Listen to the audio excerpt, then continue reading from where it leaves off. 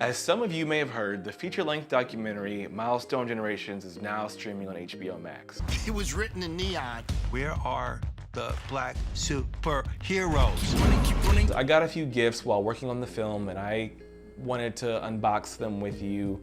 I got some unique things from Annabelle's mother and from the director. Not only did I get 2 books, but I also got some Milestone trading cards that we will unbox later, but first, let us get to these books. The first book is Super Black by Adili Funama. This is the book. This is a great book. There's tons of reading in this one. There's images as well. But actually the reading part of this book is what I liked about it. The subline is American pop culture and black superheroes. So let's just open this book up. I'll read a little excerpt from it for you, but you should definitely pick this up. One of the most supernatural black superheroes ever created is often overlooked. His name is Brother Voodoo.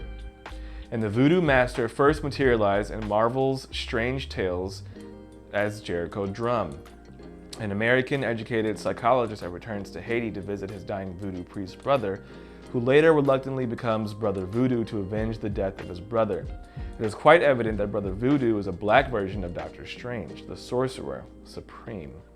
The similarities between the two are clear. Each character wore a high-collared cape, was drawn with prominent gray streaks in their hair, and both were masters of the occult, which led them to fight the supernatural plane of existence. If the analysis were to stop here, Brother Voodoo would be another classic example of how black superheroes are often clones of an established white character. But one important distinction exists between the two. Doctor Strange was a superhero that drew on garden variety Eastern mysticism, combined with occult mysteries, and topped off with the vivid imagination of one Steve Ditko, the artist. Legendary. Brother Voodoo, however, was the embodiment of a real-world black religion and the unique history associated with it. Consequently, Brother Voodoo is an extremely culturally relevant and compelling black character. So that's just one example of, how the book connects pop culture, the things we all know, with some of the characters that have been created for us by us, and examines it in a way that you may not have been able to see before. So if you're into comic books, definitely gotta pick this up. If you're not into comic books and you just want to appreciate black culture, you should pick this up. It's important to have a foundation of our history.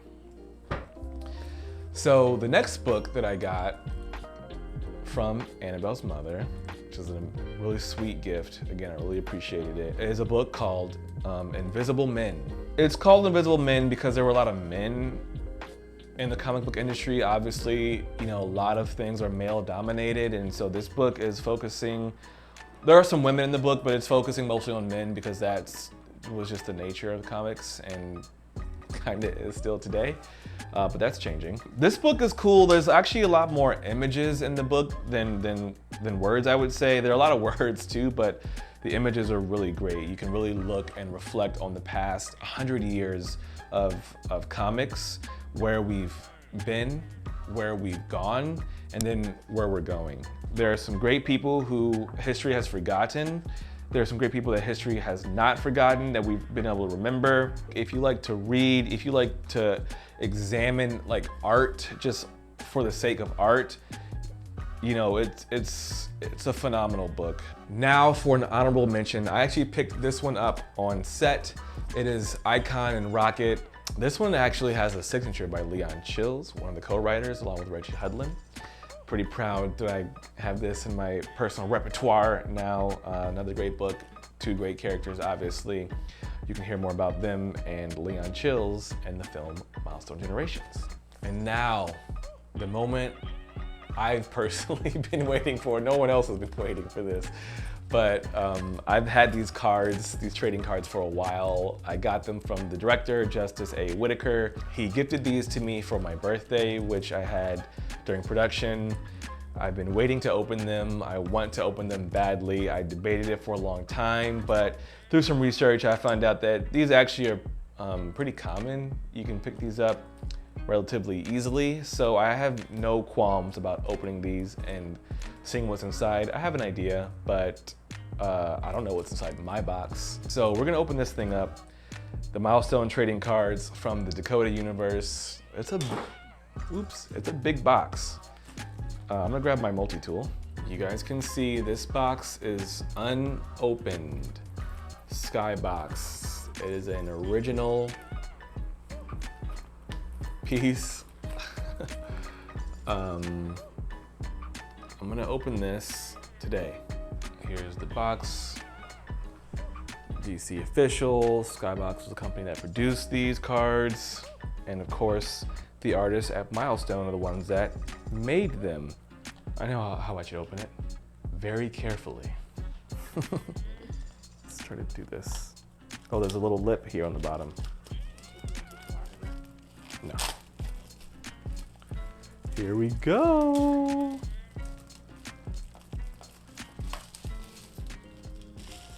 Well, whoever made this box already ripped it. Whoa. Let me show you guys this. So let's open this baby up.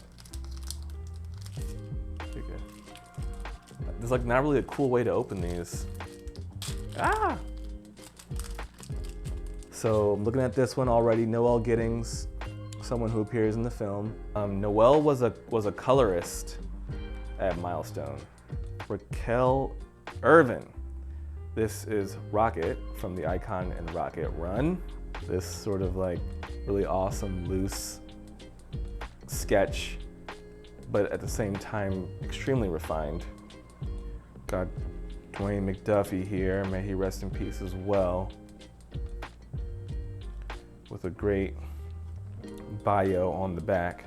Dwayne's power first appeared in Damage Control, his first miniseries. He has since updated Deathlock and Captain Marvel, written Back to the Future, Ultraman, and The Demon, as well as writing special editions of Spider-Man dealing with drug abuse and ethnic minority issues in his spare time. He helped found Milestone. At the time that this was drawn and produced, Dwayne would have still been alive. If you were to take these and frame them up, they'd be really nice to have. Oh my God, there's so many in here. Look at all this.